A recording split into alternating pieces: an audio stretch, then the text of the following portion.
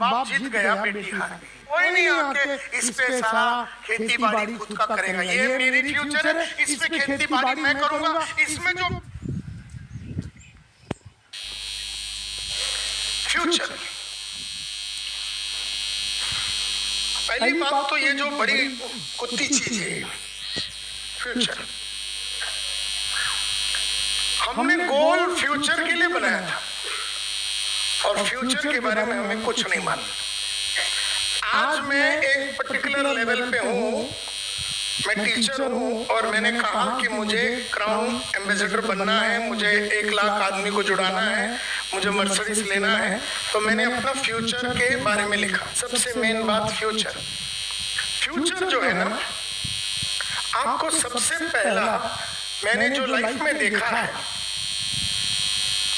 Future जो है उसमें कुछ भी हो सकता है। आज आपने गोल लिखा, आज आपने गोल लिखा, आपकी बीवी भाग गई नेबर के साथ, तो तू दुखी होके बैठ गया। आपने गोल लिखा, आपका मामा ने प्रॉपर्टी हड़प कर लिया हरियाणा में, आपका एक घर का प्रॉपर्टी था वो मामा ने हड़प कर दिया, तो आप उसके चक्कर में लग गए। तो कभी भी जब हम लोग गोल बनाते हैं, वो गोल फ्यूचर के लिए होता है। फ्यूचर अननोन होता है। हाथ में क्या होता है? टुडे। हाथ में टुडे होता है, हाथ में फ्यूचर नहीं होता। बहुत सारे लोगों ने, पहली बात तो यहाँ बैठे हुए 99% आदमी ने तो गोल ही नहीं बनाया। इसका मतलब है उनके पास फ्यूचर का कोई आइडिया नहीं था। दूसरी बात, फ्यूचर को अपनी प्रॉपर्टी है ऐसा डिक्लेयर करना पड़ता। पहली बात तो डिक्लेयर करो कि ये फ्यूचर जो है तेरी प्रॉपर्टी है। आप में से कितने लोगों के पास घर है खुद का? हाथ ऊपर कीजिए, या फादर का। तो आपने उसको अपने नाम पे किया है कि नहीं घर को? क्योंकि वो आपकी प्रॉपर्टी है। आपने जाके म्युनिसिपैलिटी में या वो तालुका में जिधर भी वो होता है, उसने आपने अपना फ्यूचर को रजिस्टर किया। जैसे आपने कार लिया, बाइक लिया, तो आपने उसको रजिस्टर किया कि संतोष नायर के नाम पे ये 3 करोड़ का मेबैक गाड़ी आजकल इसके नाम पे है 5111, ये नंबर वाला गाड़ी हमने अपने नाम पे रजिस्टर किया। जैसे हम कार को अपने नाम पे रजिस्टर करते हैं, जैसे हम घर को अपने नाम पे रजिस्टर करते हैं, उसी तरह से फ्यूचर को अपने नाम पे रजिस्टर करना पड़ेगा। हम लोगों ने फ्यूचर को अपना नाम पे बनाया नहीं। तो पहला तो आपको जहां से भी आप आ रहे हैं, दिल्ली हरियाणा जहां से आइए, आप तालुका में जाइए और बोलिए मेरे को एक सर्टिफिकेट दीजिए कि ये मेरा फ्यूचर है और ये मेरे नाम पे कीजिए। तो पहला तो you have to declare future as your property. और मैं तो मानता हूं फ्यूचर जो है एक फार्म के माफत है, एक बड़ी लंबी। और मैं यहाँ खड़ा हूं, मैं यहाँ खड़ा हूं, मैं यहाँ खड़ा हूं और वो है मेरी फ्यूचर, लंबा सा मेरा फ्यूचर। मैंने क्या किया? ये पूरा जो जगह है ना वो मेरे नाम पे कर दिया। अब ये मेरी फ्यूचर है और ये फ्यूचर को मैंने मेरे नाम पे किया। क्यों किया? क्योंकि अगर मैंने ये फ्यूचर मेरे नाम पे नहीं किया तो कोई भी आके इसमें खेती करेगा। तो मामा चाचा लोग आके खेती मेरे फ्यूचर पे करेंगे और मैं वो हो नहीं दूंगा। तो सबसे पहला मैं हमेशा कहता हूं कि look at your future as a farm. अपना फ्यूचर को एक फार्म के माफत देखिए। दूसरी बात, and become a future farmer. अब फार्मर को अगर आप देखेंगे, वो हर साल अपने जमीन को नापता है, तोलता है, सूखा हुआ जमीन को वो फिर सींचता है, उसमें वो फर्टिलाइजर वगैरह डालता है, पानी डालता है, फिर वो तैयार करता है लैंड को और फिर बीज डालता है। और फिर बीज डालने के बाद पानी वगैरह सब देता है रेगुलरली। और बीच बीच में जो घास बीज पौधे बीजे जो बीच में उगते हैं उनको बाहर निकालता है ताकि वो बराबर वो पौधा ग्रो हो सके। उसका वातावरण बनाता है। तो हम भी अपना फ्यूचर को अपना प्रॉपर्टी करके पहला डिक्लेयर करते हुए हमें भी फ्यूचर फार्मर बनना पड़ेगा। यानी इस फार्म में हमें वो बीज बोनी है, इस फार्म में हमें वो बीज बोनी है जो over a period of time अपने को फल पौधे, जो भी फल और जो फ्रूट है या वेजिटेबल है वो देता रहे। तो मेरा हमेशा ये मानना है, life is like a farm.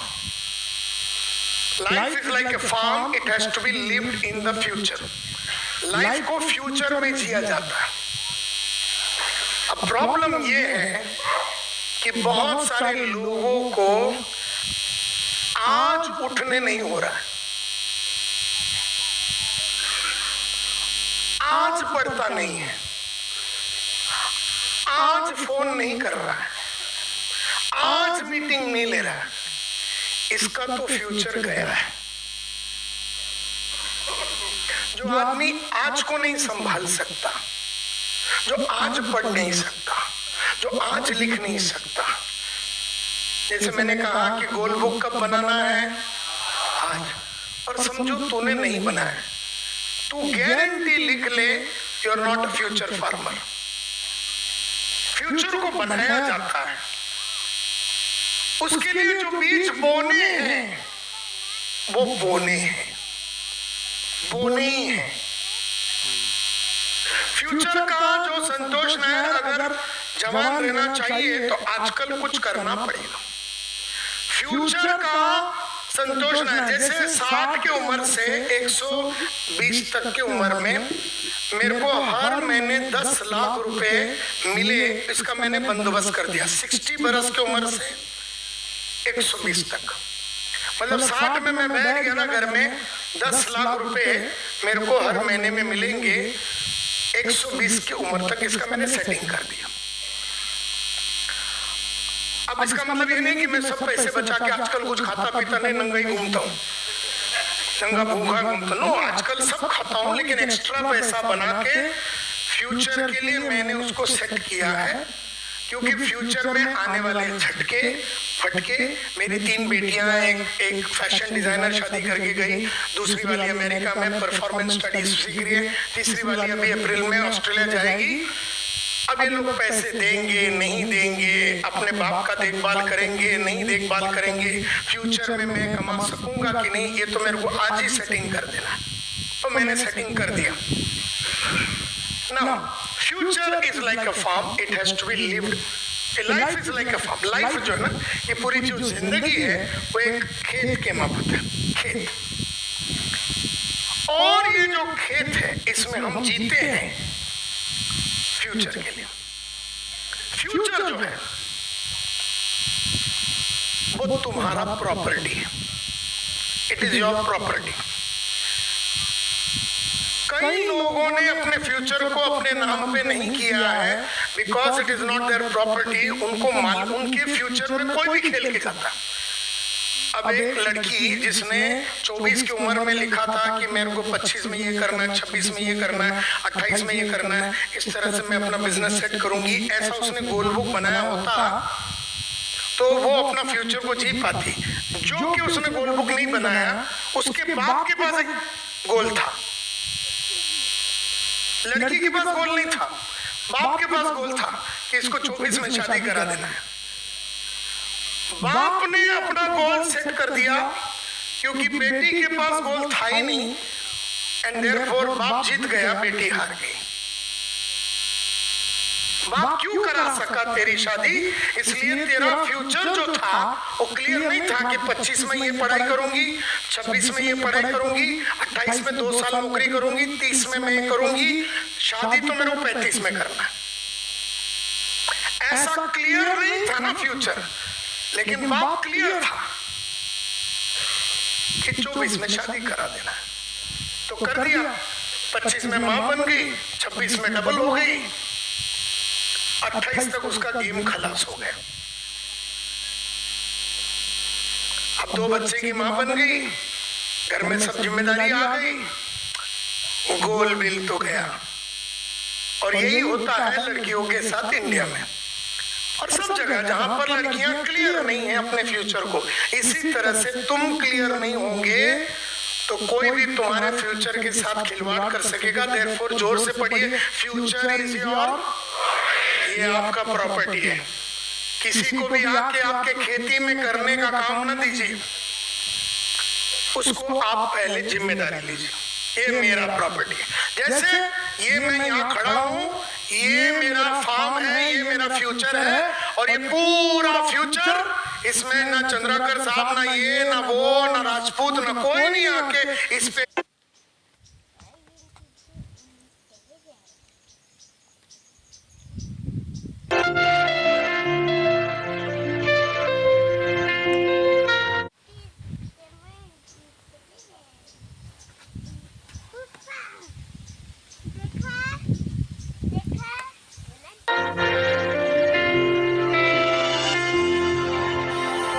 शानदार, जानदार, जबरदस्त। डायरेक्ट सेलिंग बिजनेस में हमेशा लोगों से सीख के अपने नॉलेज को बढ़ा के हमें आगे बढ़ना है। दोस्तों मैं सीधा टॉपिक पे जाता हूँ, क्योंकि सुबह में आया था तो मेरा नाम चेतन चावला था, और ताज्जुब की बात है अभी भी मेरा नाम चेतन चावला है। मैं गुजरात से आया था, अभी भी गुजरात से ही आया। तो उन बातों को रिपीट ना करके सीधा टॉपिक पे जाते हैं। ठीक है, चलेगा। ओडिशा में बोलेंगे हेला, ओडिशा में बीच में बोलते हैं हेला हेला हेला, वो एकदम जोश में आ जाते हैं लोग। वो हम कभी स्ट्रीट फूड खाने जाते हैं, तवा का आइटम खाने जाते हैं, तो वो लोग क्या करते हैं, बीच में से पानी छिड़कते रहते हैं ना, छम आवाज आती है, तो उसको पता लगता है कि तवा गरम। तो बीच में हेला ऐसे बोलो तो पता चलेगा हाँ लोग जा रहे। सबसे पहले मैं आपके साथ डिस्कस करूंगा 16 अक्टूबर 2022, 16 अक्टूबर 2022। ये जो कोर कमेटी है ना, इसको थोड़ा समय ज्यादा समय नहीं लूंगा, एक ही मिनट लूंगा, फिर अपने टॉपिक पे चला जाऊंगा। ये सेमिनार कौन कर रहा है? 16 अक्टूबर 2022 का सेमिनार कौन कर रहा है? कंपनी कर रही है। कौन कर रहा है? ये आप लोग भी नहीं कर रहे, ये कोर कमेटी कर रही है। ये सेमिनार कंपनी तो गेस्ट है, एमडी सर गेस्ट है उसमें, लीडरशिप जो है वो है, लेकिन ये seminar organise by core committee, क्योंकि हमारा विजन बहुत ही क्लियर है। हमें उन लोगों को लेके चलना है जिनको 1 लाख रुपया महीने कमाना है, अभी की बात। फिर आगे तो 2 लाख 3 लाख कमाएंगे। तो हम उन लोगों को लेके आगे बढ़ना चाहते हैं, जो लोग 1 लाख कमाना चाहते हैं, उनको ही गाइडर बनाना चाहते हैं, उनको ही ड्राइवर बनाना चाहते हैं, उनको ही लीडर बनाना चाहते हैं, और उन लोगों को आगे करके कंपनी चलना चाहती है। ये जो गाड़ी है आपकी जिंदगी की, उसके ड्राइवर आपको बनाना चाहता है। इसलिए कोर कमेटी में आपका रहना ये कोई विकल्प नहीं है। अगर आपको 1 लाख कमाना है, हाँ लाख रुपया कमाना आपके लिए विकल्प है तो विकल्प हो सकता है, लेकिन आपके लिए लाख रुपया कमाना कोई विकल्प नहीं है, वो एक डन डील है। तो फिर कोर कमेटी में रहना भी आपके लिए एक डन डील है। अब सर होल कैपेसिटी क्या है हमारा 16 तारीख का? 1300, हार्डली 1500 लोग आ पाएंगे उसमें, और 2000 पास हम लोग निकालेंगे। उससे ज्यादा तो फिर केओस हो जाएगा ना, बहुत लोग वापस जाएंगे। अब यहाँ पे 223 लोग हैं आज। अगर उनमें से 100 लोग भी कोर कमेटी में एंट्री करा दें, 2000 पास हो गए, तो 11 तारीख को ये खिड़की खुलेगी और 11 तारीख को बंद हो जाएगी। 50 रुपए टिकट है, 20 टिकट है। ये तो सेमिनार है ना। सर ने बोला कि 5 लोग आपने ज्वाइन किए, आप इस महीने 10 और करने वाले हैं। लेकिन मैं बोलता हूँ कि जो व्यक्ति इस मीटिंग में आता है वो तो कॉन्टेक्ट को लेके आएगा ना। अगर इस महीने आप 10 लोग को ज्वाइन करेंगे तो 20 लोग ऐसे होंगे तो आपको बोलेंगे हमको नहीं करना है। आप 30 प्लान 40 प्लान दिखाओगे, उसमें से 10 लोग ज्वाइन करेंगे ना। 10 में से अगर एक दिन 15 प्लान दिखाओ, 10 लोग ज्वाइन करके तो बहुत अच्छी बात है। लेकिन ज्यादातर केस में क्या होता है कि 10 लोग जुड़े तो उसमें 20 या 25 प्लान दिखाया। तो 10 लोग जुड़े तो 15 लोग नहीं जुड़े, उनको भी तो लाना है सेमिनार में, क्योंकि उनकी कोई शंका है कि क्या मुझसे होगा, क्या कंपनी सही है, क्या नेटवर्क में लोगों को पैसा आता है, क्या प्रोडक्ट सही है, क्या कोई कमा रहा है इसमें। तो वो व्यक्ति तो जो प्लान देखा हुआ व्यक्ति आएगा उसको तो समझ लीजिए माहौल देख के वो ज्वाइन हो जाएगा। तो इसमें जो माइंड रिचार्ज में नहीं है वो भी आ सकता है। जो पहले माइंड रिचार्ज करता था अभी किसी रीजन से नहीं कर रहा है वो भी आ सकता है। जो सिर्फ प्रोडक्ट यूज कर रहा है वो भी आ सकता है। जिसने प्लान देखा है ज्वाइन नहीं किया वो भी आ सकता है। जिसने प्लान देखा ज्वाइन कर लिया काम नहीं कर रहा वो भी आ सकता है। तो पहले स्मार्ट कंज्यूमर करता था अभी माइंड रिचार्ज नहीं कर रहा वो भी आ सकता है। तो आपने 5 लोग जोड़े हैं, 5-10 लोग आप और जोड़ेंगे और वो 10 लोग टोटल 15 लोग अगर 2 लोग को भी लेके आगे तो आपको 45 पास की जरूरत है। हेलो 5 लोग जोड़ दिए, 10 और जोड़ेंगे 15 हो गए। ये 15 लोग अगर अपने परिवार से 2 लोगों को लेके आ गए ना कॉन्टेक्ट की बात छोड़ो कि सर इस सेमिनार में मैं अपनी वाइफ को लेके आ सकता हूँ, अपने हस्बैंड को लेके आ सकता हूँ, अपने मम्मी पापा को लेके आ सकता हूँ। एक व्यक्ति अगर 2 लोग को लेके आ गया तब भी आपको 45 पास की जरूरत है। तो आपको ये 20 पास के लिए जरा भी सोचने की जरूरत नहीं है। मैं ये बताना चाहता हूँ आपको कि 20 पास के लिए आपको बिल्कुल भी सोचने की जरूरत नहीं है। हाँ 20 पास है 50 रुपये है तो 1000 रुपये का आपका होल्डिंग होगा। क्योंकि जैसे आपने 1000 दिया आप 20 पास आपने बुक कर दिया, जैसे आप अपने डाउनलाइन को पास देंगे वो आपका पैसा वापस आ जाएगा। तो एक पर्टिकुलर टाइम के लिए आपका पैसा यहाँ पे रोक रहे हैं। लेकिन 1000 रुपये आप बैंक में रखोगे तो उसका मुझे लगता है कुछ 4 रुपये ऐसा कुछ महीने का भी आ जाएगा। 4 रुपये भी शायद ही आएगा मुझे लगता है। एक साल में 4 रुपया। हाँ फिर तो आप इतना तो रिस्क उठा सकते हैं। ठीक है ना, पार्ले जी से भी कम हो गया। उसको एफडी में डालोगे तो वो अगले 9 साल में 8 रुपया हो जाए उस 4 रुपए को। वो 1000 रुपए को एफडी में डालोगे तो अगले 9 साल में 2000 हो जाएगा। हमारे सारे सपने हो जाएंगे। यस और नो? तो ये कोई सवाल नहीं होना चाहिए। हम लोग बड़ी स्पीड से जाएंगे क्योंकि मुझे आपको 1 लाख पे लेके जाना है। आप आज से 1 साल बाद 10,000 कमाओगे आपको चलेगा, मुझे नहीं चलेगा। इसलिए मैं बहुत से कड़क डिसीजन यहाँ पे हम लोग लेने वाले हैं और आपको उसे एक्सेप्ट करना पड़ेगा। 11 तारीख एक ही दिन उसी दिन टिकट बुक हो जाएगा और आप कोर कमेटी में उसमें एंटर कर लेंगे। यस और नो? समझ में आ गया इतना? यस और नो? मतलब कोर कमेटी में है तो लीडरशिप में है आप और ये आप कर सकते हैं। वो चीज हमने बताई है आपके लिए जो मुमकिन नहीं है वो चीज नहीं बताई है क्योंकि सपना हम बहुत बड़ा देख रहे हैं। ठीक है, सुबह हमने बात की उसमें से कुछ एक दो बात पे हमें रोज ज्वाइनिंग पे जाना है। इस महीने 6 और मीटिंग करनी है। डोमिनो इफेक्ट में हमने देखा कि हम जो है हिमालय को गिरा सकते हैं, पृथ्वी से चांद के डिस्टेंस का ब्रिज बना सकते हैं। ये सब कुछ होता स्टेप बाय स्टेप काम से। तो पहला स्टेप है कि रोज एक एंट्री पे जाना है 2000 बिजनेस वॉल्यूम की। उसके बाद होम मीटिंग में भी मास्टर बनेंगे और कैसे आप 1 लाख से ऊपर इनकम पे जाओगे पूरा रोड मैप हमने सुबह में देख लिया। अब प्लान कैसे दिखा? देखिए आप लोग प्लान दिखा के यहाँ पे आए हो। तो मैं आज जो प्लान के ऊपर बात करूंगा ना इसको और सिंपलीफाई करने की कोशिश करूंगा। ठीक है, आपने जो तरीके से 5 लोगों को ज्वाइन कराया ना वो बिल्कुल सही तरीका है। सही तरीका कौन सा जिससे रिजल्ट आता वो सही तरीका। हाँ झूठ बोल के या कुछ और कमिटमेंट करके उसकी बात नहीं कर रहे हैं।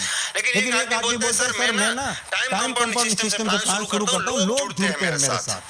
दूसरा बोलता है सर मैं ड्रीम से शुरू करता हूँ लोग जुड़ते हैं। दोनों ही सही है। जो तरीका आपके लिए काम करे उससे आप चलो। लेकिन मैंने कुछ सिंपलीफाई करने की कोशिश की है। आप इसको देखिए कि आप इसको अपने प्लान में कैसे एडजस्ट कर सकते हैं या इसमें से अच्छी चीज आप क्या ले सकते हैं। ठीक है, हमने जो आपको प्लान की बुक दी है ये उसकी रेप्लिका। लेकिन बुक हमने ओवर सिंपलीफाई करके बनाई क्योंकि हमारा टारगेट है कि वो लोग प्लान दिखा सके जिनको प्लान बिल्कुल नहीं आता। लेकिन आप लोग तो प्लानर हैं। अब तो 5 लोग को ज्वाइन करा के यहाँ पे आए तो आपके लिए इसको थोड़ा एक एडवांस वर्जन में मैंने एक प्लान तैयार करके आप लोगों के लिए आज सामने लेके आया हूँ। तो आप लोग तैयार हैं? एक बार जबरदस्त क्लैपिंग हो सकती है, जोरदार क्लैपिंग। अरे वाह शानदार। मुझे तो दिखाई दे रहा है कि मैं वो मीटिंग कर रहा हूँ जिसमें 1 लाख रुपए कमाने वाले लोग यहाँ पे इकट्ठा हुए हैं। बहुत बढ़िया, वेरी गुड। चलिए सबसे पहले हम क्या करेंगे? देखिए आप सबको पता है प्लान के 3 पार्ट। पहला पार्ट है माइंडसेट। मतलब अगला व्यक्ति मेरा प्लान सुन रहा है, क्या वो सुनना चाहता है या किस माइंडसेट से सुन रहा है। ठीक है ना? पहला जो 5 मिनट है ना, पहला 5 मिनट उसी में एंट्री कंफर्म हो जाती है। आपने कई बार देखा होगा पहले 5 मिनट में अगर आपका ट्यूनिंग नहीं बैठा ना तो वो आखिर तक प्लान में आपको मजा नहीं आता है, आपको मजा नहीं आता, सामने वाले को मजा नहीं आता, अल्टीमेटली क्या होता है उस प्लान से रिजल्ट नहीं आता है। तो पहला जो पार्ट है वो पार्ट बहुत इंपॉर्टेंट है कि आप प्लान जो दिखाते हैं उसका माइंड सेट कैसा है, डायरेक्शन सेट करने वाली जो बात है। दूसरा पार्ट तो पूरा इंफॉर्मेटिव है, मैंने सुबह भी बताया था उसमें ज्यादा समय नहीं जाता है। तीसरा जो पार्ट है वो है क्लोजिंग का पार्ट, उसके ऊपर भी हम बात करेंगे, ठीक है। तो बेसिक चीज है जैसे कि आप किसी भी व्यक्ति को मिलते हैं तो आप ड्रेस कोड में होना, आपके पास टूल्स होना, आपके पास मटेरियल होना, आपके पास अच्छी डायरी, अच्छी पेन, टाई, उन चीजों की बात मैं नहीं करूंगा क्योंकि हम लोग वो सारी चीजें क्रॉस करके यहाँ पे आए हैं, इसलिए उसमें मैं नहीं जाऊंगा, ठीक है। तो आप किसी व्यक्ति को मिले तो पहला आपका जो टारगेट होना चाहिए ना, सबसे पहला वो ये होना चाहिए कि जो आदमी मेरे सामने बैठा है ना ये कंफर्टेबल फील करे। आपके सामने एक आदमी ऐसा करके बैठा है, उसके दिमाग में कुछ चल रहा है, वो कुछ और सोच रहा है और आपने प्लान शुरू कर दिया, इस केस में आपको रिजल्ट बहुत कम मिलेगा। मेरा पहला टारगेट है कि जो आदमी मेरे साथ बैठा है ना उसके साथ दो चार बातें हो जाए। तो हम क्या करेंगे, hello sir, my name is Chetan Chavda, आप कैसे हैं, आपका नाम क्या है, क्योंकि अगर आपका डाउनलाइन का कांटेक्ट है तो आप उसे नहीं जानते, ठीक है ना। ज्यादातर केस में ऐसा होता है, हमारे कांटेक्ट खत्म होने के बाद हम टीम में काम करते हैं तो उसने अपना नाम बताया, ठीक है। जैसे मान लीजिए उन्होंने बोला हाँ सर मेरा नाम संजय, अच्छा संजय जी क्या बात है, बहुत बढ़िया। संजय जी मैं जान सकता हूँ कि आप जॉब करते हैं कि बिजनेस करते हैं। हम बोले भाई जॉब करते हो कि बिजनेस, ऐसे नहीं पूछना है, ठीक है ना। सवाल वही है, पूछने का तरीका देखिए। सर मैं जान सकता हूँ आप जॉब करते हैं कि बिजनेस, उसने बोला जॉब, बहुत बढ़िया। उसने बोला बिजनेस, बहुत बढ़िया सर। वो कुछ भी बोले बहुत बढ़िया, समझ रहे। उन्होंने बोला मैं बिजनेस करता हूँ, क्या बात है सर, मतलब मैं बिजनेसमैन के साथ बैठा हूँ, खुशी की बात है, एक बार और हाथ मिला लिया, समझ रहे। उन्होंने बोला मैं जॉब करता हूँ, क्या बात है सर, शानदार। सर मैं जान सकता हूँ आप गवर्नमेंट में जॉब करते हैं या प्राइवेट में? उसने बोला सर मैं प्राइवेट में हूँ, किस सेक्शन में सर, बैंकिंग में। अरे वाह, फिर तो आप आईसीआईसीआई में हो गए। बोला नहीं सर मैं एचडीएफसी हूँ। अच्छा तो ये वाली जो गोलंबर के पास जो ब्रांच है, बोला ये नहीं वहाँ पे, अच्छा वहाँ पे मैं आता जाता रहता हूँ, ये 1 मिनट लगेगा, लेकिन अगला जब 2-4 बार बहुत बात करेगा ना आपके साथ तो एकदम रिलैक्स हो जाएगा। अब रिलैक्स होगा तो उसके दिमाग में कुछ जाएगा जो आप बताना चाहते हो। तो ये जो बातें करने वाली जो बात है ना उसमें सबसे पहला फंडा है क्या मैं जान सकता हूँ, क्या मैं जान सकता हूँ, क्या मैं जान सकता हूँ, ये बोल बोल के सब कुछ जान लेने का। हाँ कि ये नौकरी करता है, बिजनेस करता है, अब आईसीआईसीआई में नौकरी करता है, जिसका सैलरी क्या होगा ये अंदाजा लगाना है। बिजनेस, उसने बोला सर मैं बिजनेस करता हूँ, क्या करता हूँ, बोला मैं साइकिल पे छोटा छोटा सामान बेचता हूँ, तो हाँ ये आदमी 10,000 कमाता होगा, 8-10,000। एक आदमी ने बोला सर मेरा एक ट्रेडिंग है, मेरी 2-3 दुकानें हैं पटना, मतलब ये आदमी 50,000 रुपए कमाओ तो सोचने की बात है ना, किसी को कभी इनकम नहीं पूछनी चाहिए। अगर आप किसी को इनकम पूछोगे तो आपकी गिनती जो है वो निरक्षर लोगों में होगी, जो पढ़े लिखे नहीं है उसमें होगी, इसलिए इनकम का एक अंदाजा लगाना होता है, ठीक है ना।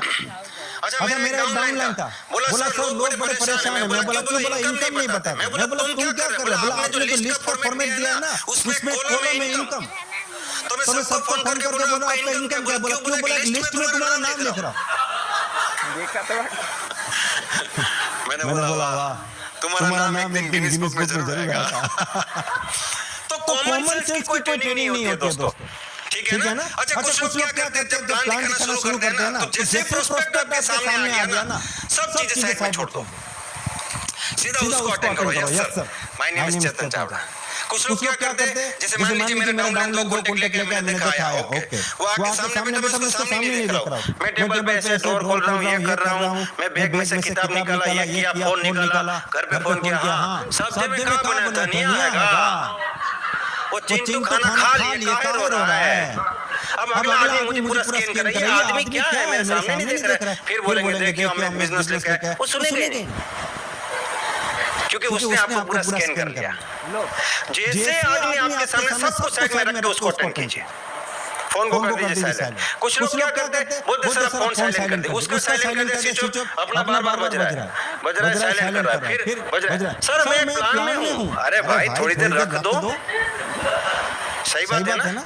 मेरा भतीजा है ना वो रात को 2 बजे ऑनलाइन लिखा रहा था व्हाट्सएप में, मैंने उसको सुबह बोला क्या कर रहा था रात को 2 बजे तक, बोला ऐसे ही पानी पीने के लिए उठा था तो थोड़ा व्हाट्सएप। तो उसका मेरा बड़ा भाई बोलता है एक्चुअली इसको लग रहा है कि नरेंद्र मोदी जी शायद इसको 2 बजे फोन करेंगे कि देखो भाई मैं अकेला नहीं संभाल सकता इतने बड़े देश को, मुझे तेजस्वी आदमी की जरूरत है, तो शायद इसको फोन कर दे, इसलिए रात को भी चेक कर लेता है कि कोई फोन तो नहीं है। ठीक है, तो ये बहुत छोटी छोटी बातें हैं, बहुत छोटी छोटी। जैसे कॉन्टेक्ट सामने फोन में बात कीजिए, सीधा उनको अटेंड कीजिए, अटेंड करके बातचीत करना शुरू करें। और जब आपको लगे कि आपका प्रोस्पेक्टिव वो अच्छे से बात कर, आप स्माइलिंग से बात करेंगे ना, वो करेगा। कुछ लोग स्माइल ही नहीं करते, वो इतना सीरियस है करोड़पति बनने को लेकर, इतना सीरियस है कि स्माइल ही नहीं करते, मानी को लेकर इतना सीरियस है कि स्माइल नहीं करते। मैं जब नया नया था ना, तो साइकिल लेकर काम दिखाते थे, बहुत काला था मैं, कल जाए तो पैसा वापस टोटल गारंटी। और मैं इतना सीरियस था, मैं स्टेज पे कभी हंसता नहीं था, तो मैं जब ट्रेनिंग लगा था, लोग पीछे से निकल रहे, तो एक आदमी स्टेज के आगे बोलता है सर आप गुस्सा मत होइए। मैं बोला मैं कहाँ गुस्सा हो रहा हूँ, बोला आपका चेहरा ऐसा दिखता है, लोग भाग रहे। तो फिर मैंने हंसने की भी प्रैक्टिस की, आईने के सामने 15 मिनट बैठता था ऐसे करके, आता ही नहीं था। तो स्माइल करना बहुत जरूरी है। आप देखिए रिसेप्शन में जाएंगे ना, आपको बोलेंगे हेलो सर, यस सर, मैं हेल्प यू। अगर कोई होटल के रिसेप्शन पे आप चले गए, उसने बोला कौन है, क्या रूम चाहिए, रूम, बोला नहीं भाई हम तो